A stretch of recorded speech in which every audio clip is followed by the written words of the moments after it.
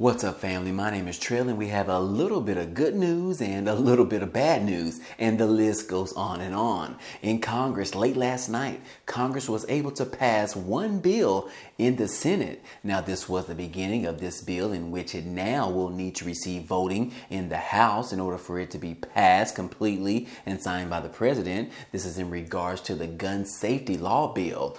Also, New York was trying to pass its own bill for individuals to lawfully carry a concealed handgun, and that bill got rejected. Now, these gun law changes have been a huge issue in 2022 alone, as there have been more than 250 mass shootings this year. So Congress finally sees the importance to make changes to the current gun laws in this country. In other news, more than $7 billion of student loan debt is going to be wiped away. This was announced by the Education Department on Thursday. And last but not least, I have an interesting study that just came out regarding individuals that caught COVID-19. It actually might shock a lot of you out there. But before we get started, as a quick reminder, on this channel, we cover everything from what's going on around the world with the stock market, with the war in Ukraine, as well as multiple daily news stories around the world. So if you're interested in any of these topics today and you want to be a part of this channel, be so kind, go ahead and subscribe to it today. It is totally free. And if you end up liking today's video, then go ahead and hit the like button for us. It really helps out this channel. Now let's go ahead and start with the video. Well, on the COVID news front, the CDC has just cleared the way for vaccinations for COVID-19 for children 6 months all the way up to 5 years old. Now, I know me personally, I don't think I want my 6-month-year-old to get a vaccination shot for COVID-19. But anyways, guys, some people out there are desperately waiting for this to be actually approved. And according to now, guys, providers across the country can start vaccinating their children ages 6 months to 5 years old as early as next week. Yes, guys, this is some very important news in the fight against COVID-19, although we are seeing a little bit of uptick in cases here recently across the country. But in addition to that, hey, U.S. COVID test makers, they're anticipating layoffs, and this is after the government reallocates some of their pandemic funds. Now, it says that domestic COVID test manufacturers are wrestling with the federal government's decision to shuttle an already dwindling amount of COVID-19 funding to vaccines and treatment and away from testing. Now, testing manufacturers' capacity is already headed to about 65% of pre-peak production, and we estimate that we could lose thousands of additional American jobs in the coming weeks. So, yes, guys, it looks like there's going to be some layoffs, which we've already seen some other layoffs in other companies. So, we are definitely anticipating more of that coming soon. In addition, we also have a study that came out in regards to COVID-19 and those individuals that ended up catching it during those 2 years during the peak of the pandemic. Right here in this article, it says that nearly 1 in 5 adults who had COVID have some lingering symptoms, according to a U.S. study. Now, it says that nearly 1 in 5 American adults who reported having COVID-19 in the past are still having symptoms of long COVID, according to survey data collected in the first 2 weeks of June of this year, according to the U.S. health officials. Now, it says that overall, 1 in 13 adults in the United States have long COVID symptoms lasting for 3 months or more after first contracting the disease, in which they did not have before the infection, according to the data. Now, also, the data was collected from June the 1st through the 13th by the U.S. Census Bureau and analyzed by the U.S. Centers of Disease and Control and Prevention. And they're saying that long COVID symptoms range from fatigue, rapid heartbeat, shortness of breath, cognitive difficulties, chronic pain, sensory abnormalities, and muscle weakness. They can be debilitated and last for weeks or months after recovery from the initial infection of COVID-19. Now, the CDC analysis also found that younger adults were more likely to have persistent symptoms than older adults. But women were also more likely to have long COVID than men, according to the study, with about 9.4% of the U.S. adult women reporting long COVID symptoms compared to about 5.5% of men. But anyways, guys, I just thought this was very interesting to know that some of these individuals that suffer from getting COVID and maybe almost lost their lives are still dealing with some lingering effects just from being caught with COVID-19 infection. So this is some very important news, guys. I don't know if you guys out there that are watching this video actually caught the infection of COVID-19, but if you did and you're still experiencing some lingering symptoms, hey, if you don't mind, let me know down in the comment section, guys. I'm just curious to see exactly how this particular study goes in comparison to the people that watch my channel every single day. But hopefully not, guys. Hopefully we're almost done with this COVID and no one is experiencing any COVID symptoms. But like I said, guys, this study says otherwise. Moving on, guys, in regards to COVID, yes, there is still this issue right here. President Biden, he's still upset. He's calling on Congress, asking for more pandemic relief funds. And this says in this article that says that after $6 trillion in COVID spending, Team Biden is still complaining about the lack of pandemic funds. Now, the Democrats passed trillions of pandemic relief, but they continue to cry poor. Yes, this article talks about President Biden is not happy. He wants Congress to proceed with providing more additional funds in relation to the pandemic and pandemic related funds. And I guess the Republicans are saying that, look, we've given you a ton of money, trillions of dollars. What have you done with all of this money? And apparently there is still some unspent money that they are still worried about. They are saying that, look, there is still some unspent pandemic funds that are out there that we still don't know where it is. It's still unaccounted for. So the Republicans are responding back to President Biden saying, hey, look, you want more money? We're still trying to figure out what you're doing with the other money that you haven't spent as of yet, that you received in the American Rescue Plan. So yes, guys, we haven't gotten a response from the Biden administration in regards to the unspent pandemic funds. But so far, guys, they are still trying to figure that all out before Congress is willing to release even more money back into the system in relation to pandemic relief. So yes, guys, Biden is still fighting for this and he is still complaining, or according to this article, it says that he is still crying poor.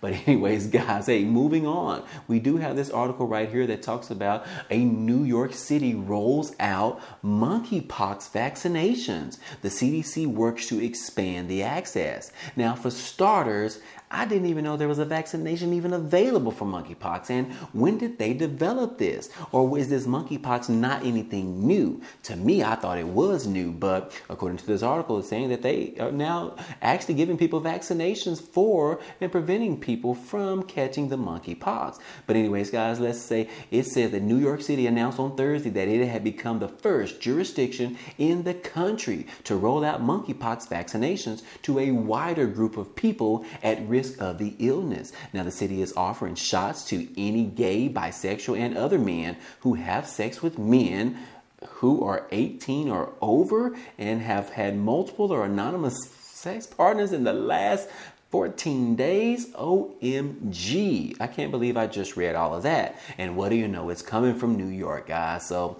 but anyways, guys, I don't even want to read the rest of this article. But hey, if you live in New York and you are experiencing anything like this, or you want to be prevented from this, hey, you can now be vaccinated against monkeypox, which seems to be spreading mostly with men. So anyways, guys, I'll move on from that. But it does say that the World Health Organization was actually considering declaring monkeypox as a global health emergency. So, guys, could this lead to another pandemic? Well, I would say no, because apparently, according to the previous article, this is only in relation to those particular men that participate in those other men activities.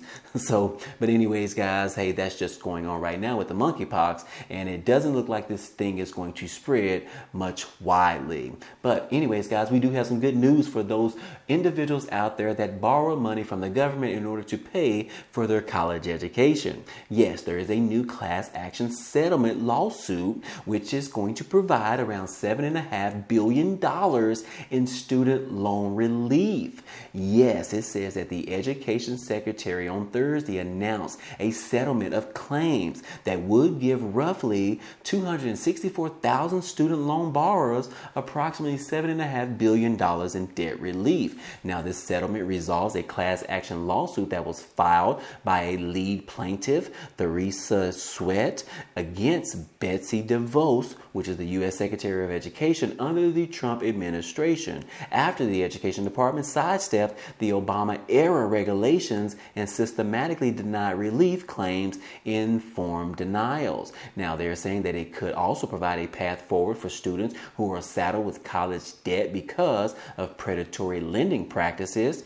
But in a statement, it says that this momentary proposed settlement will deliver answers and certainly to borrowers who have fought long and hard for a fair resolution of their borrower defense claims after being cheated by their schools and ignored or even rejected by their government. It will not only help secure billions of dollars in debt cancellations for defrauded students, but charts a borrower defense process that is actually fair, just, and efficient for future borrowers. Now, the Project on Predatory Student Lending and the Housing and Economic Rights Advocates represented the plaintiffs in Sweat versus Cardona. Originally, the proposed settlement still must be court approved in a July 28th hearing. So yes, guys, right now they are projecting this to be around $7.5 billion in student loan relief payments for those borrowers that were defrauded, and the actual hearing in court is going to be on July the 28th. So yes, guys, this does look very promising, and looks like this particular thing is going to go ahead and slide through with no issues whatsoever.